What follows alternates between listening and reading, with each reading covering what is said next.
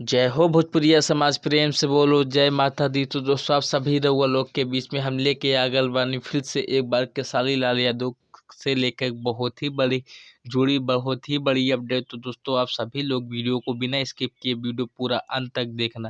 दोस्तों हमारे और आपके बीच में आ रहा है खेसारी लाल यादव का बहुत ही बवाल देवी गीत, जिस गाने का बोल है मुखिया बना दा देवी माई। बहुत ही प्यारा गाना आप सभी के बीच में मुखिया बना दा देवी माई। आज शाम को आप सभी के बीच में इस गाने का एक झलक देखने को मिलेगा, यानी कि आप सभी को आज शाम को 4 बजे सारेगामा भोजपुरी चैनल पे इस गाने का टीजर देखने को मिलेगा।